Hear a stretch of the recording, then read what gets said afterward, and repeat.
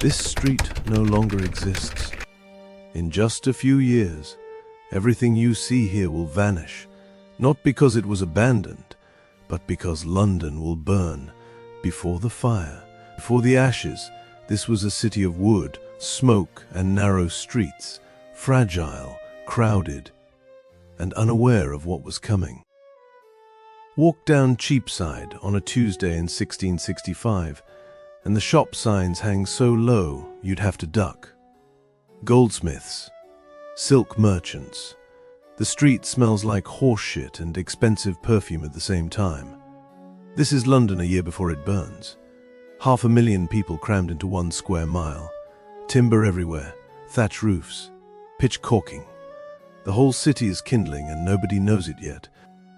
St. Paul's Cathedral rises over everything. 500 feet of Gothic stone with a spire you can see from miles out. It's already 600 years old. The scaffolding never comes down because the thing is always half falling apart. Stonemasons work in shifts. Your grandfather was baptized here. So was his grandfather. The streets around it are so narrow you can reach out a window and shake hands with your neighbor across the lane. Upper floors lean out over the cobblestones. Some mornings you walk in shadow the whole way. London Bridge is the only way across the Thames without a boat. It's also a neighborhood. 3-story houses line both sides, shops on the ground floor, families upstairs, laundry drying over the river. You can buy a hat, a Bible, and a week's worth of candles without ever leaving the bridge. Underneath, the current rips through 20 stone arches. Boatmen drown here regularly. The Royal Exchange is where money moves. 2-story arcade, merchant companies trading everything. Sugar from Barbados, pepper from Java, wool headed to Flanders. You hear 6 languages before lunch. Men in dark wool conduct business in whispers. Some of them can't read, but they know the price of cinnamon down to the halfpenny. If you want to understand London, go to the river. Queenhithe Wharf at dawn. Barges unload grain from Kent, coal from Newcastle, timber from Norway. The cranes are wooden, the workers are soaked and exhausted by 8 in the morning. This is how the city eats. Everything comes by water. Up on Fish Street Hill, the lanes get tighter. Pudding Lane. Star Alley. Houses built so close the sun barely reaches the ground. A baker named Thomas Fariner works here. Keeps his ovens burning all night. It's cheaper than restarting them. In a year, this street won't exist. The tower squats by the river like it has for 600 years. Norman stone, royal armory, prison for people the king doesn't like.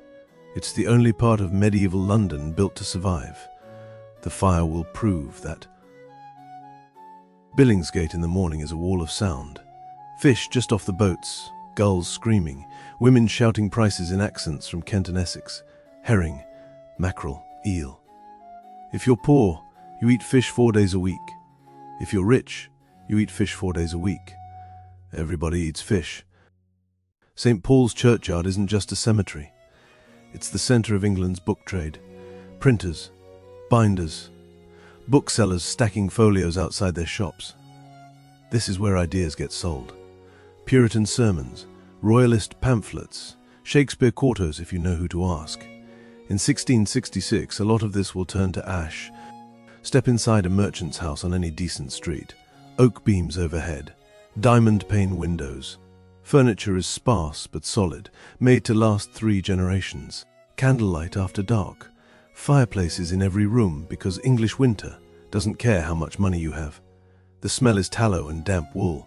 You sleep where you work. The shop is downstairs. Your children are upstairs. If fire starts, you have minutes.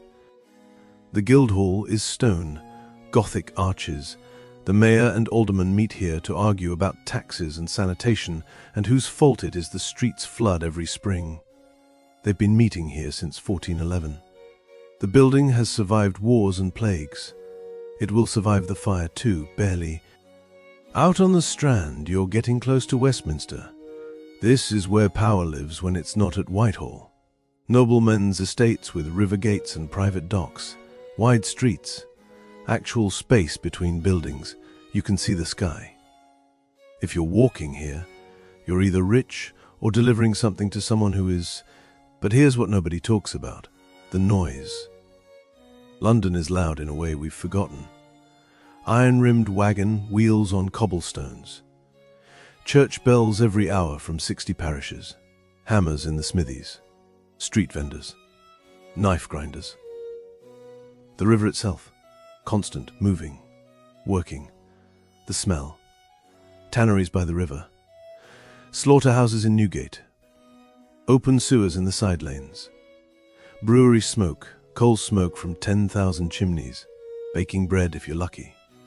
Rotting fish if you're not. Your great-great-great-grandmother might have bought thread on Cheapside. Someone in your bloodline probably crossed that bridge 1,000 times.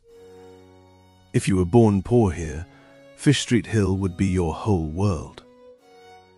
If you were born rich, you'd never see it.